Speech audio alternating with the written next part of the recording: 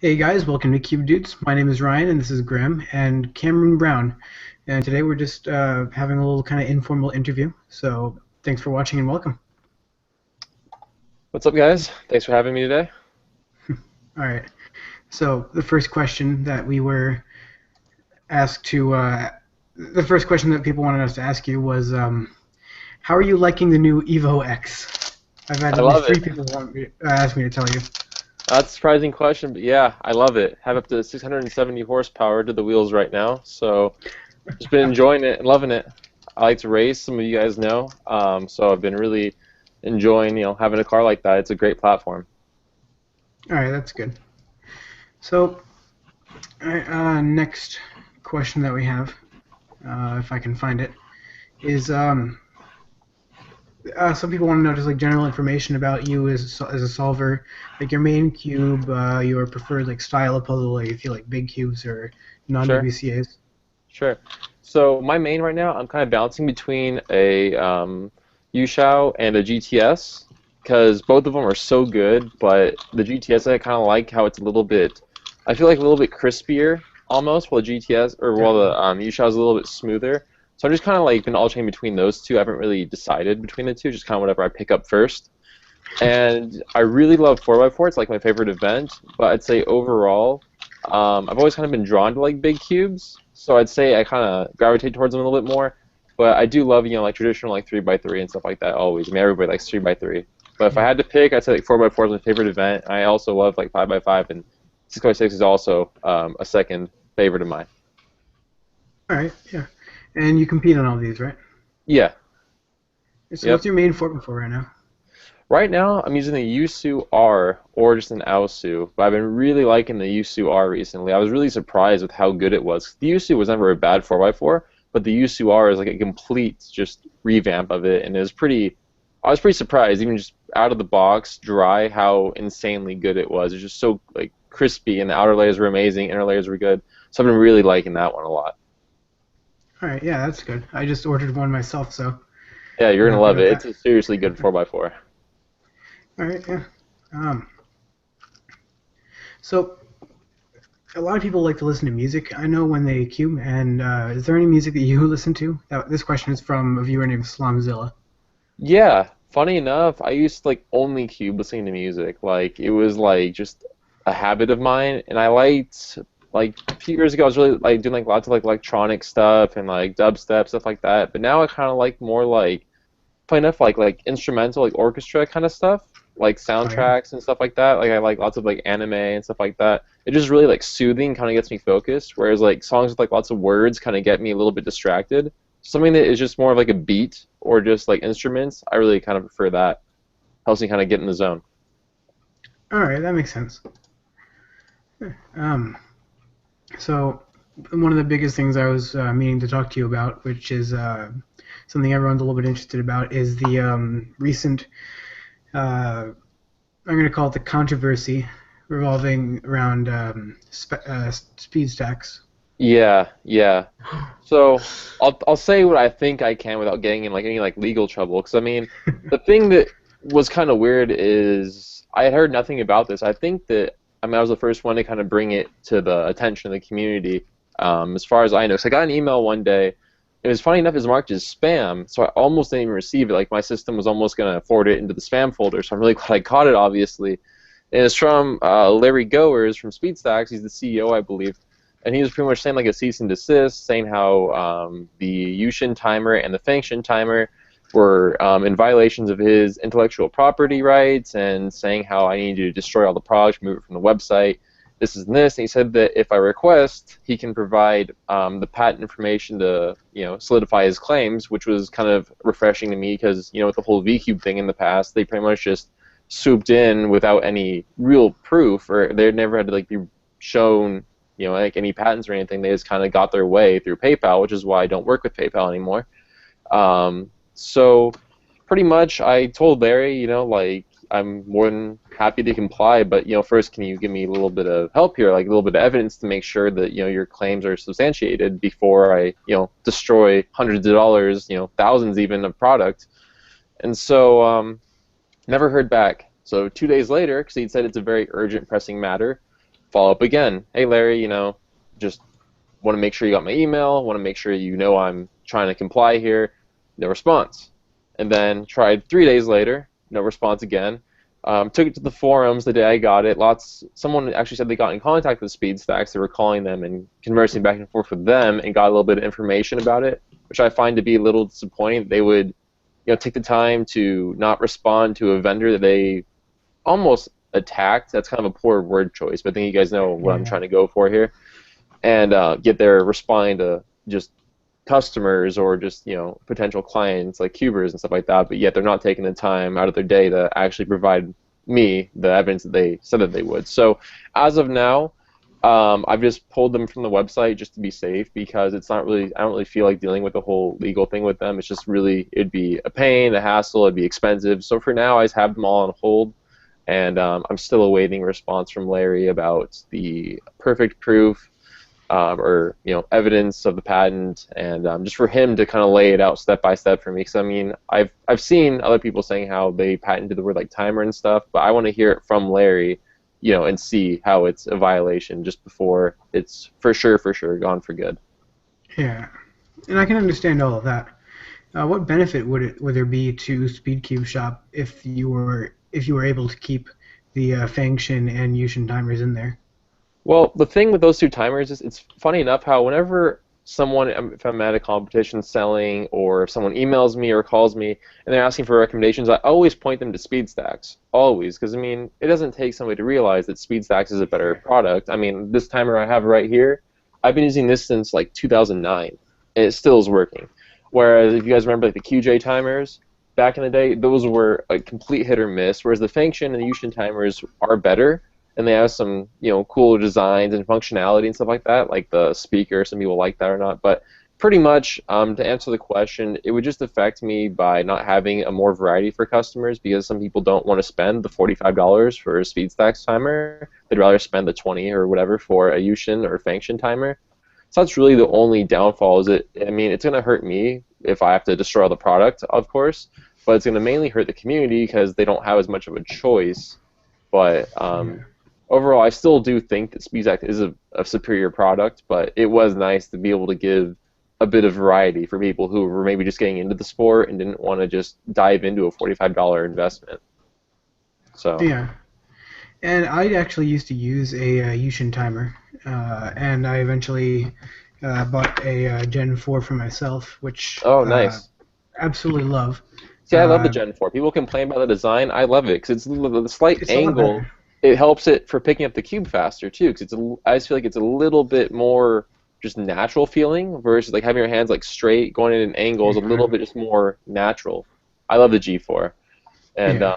I never personally really had my own like personal Yushin or Function timer. I've just always used them at events or had demo products and stuff. But I've always stood by the SpeedStacks products. I'm a little bit disappointed to see the way that they're kind of handling the situation.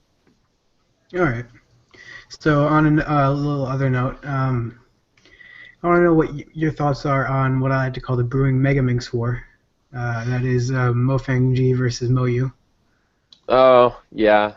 Well, I don't know. I'm not really too big into Mega Minx myself, so I'm just kind of like more neutral on it. But I think it's gonna be interesting to see, what happens with Moyu, Mega Minx, and stuff like that. Because I don't know, Moyu, they've been pumping out so many products recently Yeah. that part of me feels like they just have tons of good designs, but the other part of me is kind of like they're kind of doing the same thing, just slightly retouched. Yeah. So it'll be interesting to see. Because I mean, I don't know, MOU Mega Minx would be good. I mean, I like the YJ Mega Minx, so YJ and MOU are sister companies. So Yeah. I don't know. It'll be interesting to see, but yeah, I'm not too involved with Mega Minx myself to really have a strong opinion on it. Yeah, that's interesting. Uh, it's we haven't had a new Megaminx in a while, if I'm correct. Uh, Yeah, it has been a while. and in other interesting news, the new world record that was a modded Sheng Shao I recently learned, which That's funny. is pretty amazing. I've got a slightly adjusted Diane here that I use personally, Yeah, I and don't have an even diamond Mega Minx for myself. I used to have an old Shang Shao also that I just use every now and then. Because I used to be sort of into it, but I competed a couple times, and it's just I didn't really feel like putting forth the effort to really learn how to get faster at it, so I just kind of just use it as more of a fun event. The Shengshou can be a pretty good product. I think It that's what definitely Graham can. has. Yeah, I believe so. Yeah, And it's, it comes down to how you set it up too a lot. Like, I mean, not everybody wants to go through the process of like lubricating thoroughly and setting up and tensioning all 12 sides of their Mega Minx, so lots of people just go for the out of the box feel. all right. The next question I have is from a friend named Slurm, I think. I'm not sure exactly how he pronounces that, but he wants to know what your favorite piece of cubing-related drama is. Oh man, cubing related drama. There's been a lot of it recently, I feel like. Yeah. Um, I don't want to say the VQ one is my favorite because it really kind of impacted me in a really negative way. And they shut down SpeedCube Shop for like half a year, so that wasn't very fun, and especially when it's not on a real claim. But favorite place for favorite cubing drama, man. I just read one recently with Tony Fisher and some guy saying about how he bought like a 13 by 13. I think it's I'm totally blanking on the name, but it's like a cube, like a barrel. No, not a barrel. It's like a 13 by 13 with a rounded one, like a pillared one on the inside of it almost. I'm sure you guys know what I'm talking about. But like I said, I'm completely blanking on the name. I'm not really too like savvy on like crazy puzzle mods like that. Oh But yeah, pretty yeah. much yeah, the whole Tony Fisher thing. The guy was just saying how it was not functional, and they were going back and forth. And then it turned out that the guy that was making the claim was like a known scammer online. So it just kind of got to be. It was a good read. It was a good read. Yeah. Uh, if I have to answer that, I'd say the marketing dispute between Felix Zemdegs and Moyu. Oh yeah, Yeah, I yeah. was That's reading a just little bit funny about that. because yeah, my dad and I both work a lot with China. It's just funny how they'll just like they just don't really care over there. Like they just slap your face on a box and without even really asking twice. So it's funny how things are done over there. But yeah, that was pretty interesting. Okay. Alex M. Alex Mass asks me if you are willing to challenge Phil Yu to a fight at US Nats. I mean, Can't I'll make this up. challenge him. I'm trying to think. 'Cause I'm more of like a lover, not so much a fighter. But I mean, we need like a good foot race or some good old rock paper scissors. That sounds good. I actually know Phil decently well. We spoke pretty extensively at Worlds a couple of years back. And how involved are you, like, with the other shops like Cubicle, Cubes for You, Cubes for Speed? I mean, there's not really much involvement to be. I mean, there's not Yeah. really like much opportunity for involvement. It's just, I mean, it's business, so it is what it is. But I mean, like if there's like with the speed stacks discrepancy, I mean, we can kind of work together in that sense. But I mean, it is what it is. Like it's just different businesses doing their own thing to try to be the best that they each can be. So This might be ignorance on my part, but I think it's safe to say that the Cubicle kind of dominates the market on catering competitions. yeah, because I'm more of like a SoCal competition. Like I sponsor all the SoCal competitions. I vended all of them. I always do those, and I hit like a rut with like school and stuff to where Speedcube Shop was not as much of a full-time job for me at that point anymore, which is why I kind of dialed back on that stuff, which is why you guys are seeing less of me. But now I just rethought it, and Speedcube Shop is now like a completely full-time thing for me once again, and it has been for the past coming up on a year in a couple months. So I've been really getting back involved. I missed it a lot, so you'll be seeing a lot more of me at competitions and stuff like that also. That's good to hear. A viewer wants to know what your favorite part of the community is. I like forums a lot and competitions because it's just everyone getting together and talking. Like I have so many good memories of being like at competitions, like nationals and worlds, and doing like cube towers and meetups and team solves and like all kinds of really fun stuff. So it's really cool to be able to interact, and that's why I think that forums are enjoyable too. It's a good way for everybody to get together and just talk and share ideas and discussions and everything like that. So it's just really cool to be able to talk to fellow cubers and stuff like that. Yeah, I'm fairly active on the subreddit as well as the Discord server. Yeah, We also have a real world cube club that is oh operated by cool, Graham. Yep. cool. Yeah, I started a So Cube Club when I was in high school, which was pretty fun, and I think it's still going to this day. yeah, we're trying to spread a little bit of publicity at our school, kind of spread the plague, as we say. Yeah. Uh, we've got a physics teacher who solves Rue, so he was kind enough to host it. Oh, that's cool. Rare. I don't see very many like Rue solvers. Like I don't mean everything seems to be like CFOP. It's Yeah. always Yeah, cool to see Rue. I know like at least 5 people who use variations of CZ. Yeah, Rue. I Uh, don't know. I've always been intrigued by that method. I was actually considering switching to it years ago, but then I just couldn't do it. I tried a few solves and it just wasn't comfortable for me. I've been there. I used to be a Petrus main, and Oh, then I okay. realized that I can't solve well at Petrus. So Yeah, when I was learning, I tried Petrus. I've tried pretty much every method that was around, aside from like ZZ and stuff back then. So, yeah, I was actually talking to another pretty popular YouTuber, Cubing with Mikai, yeah, who solves ZB Snake, which is I know absolutely nothing about that method, but I really want to learn it. yeah. No, I'm just more basic Friedrich. Like it's just PLL, Yeah, OLL, and F12 for me. Like I don't even know CLL or anything like that. yeah, that's all you really need to be good. Yeah. Uh, so, not seeing any more questions. Is there anything you'd like to ask us? Competition PB, 3x3. For me, that would be I want to say 20.74. If I remember correctly, I'd have to check on that. I've only been Nice. to one competition personally, which was Central Florida Summers. Oh, cool. Cool. The And only competition I've only been to one competition, and that was a good 3 years ago now. I haven't been very active in competitions lately, so that would have been around when I solved a minute and 22 seconds. So Oh, wow. competition-wise, not very good. Okay. that's a good Okay. start. Yeah. Everyone has to start somewhere, that's for sure. That's why I always tell people that try to get into it. They try to jump into like that 20-second range right off the bat, and you got to start at the minute and work your way down. Yeah, now I've gotten to where I can solve sub 30 very easily, That's but I have cool. just haven't been to competitions. He's not giving himself credit. He's usually sub 20.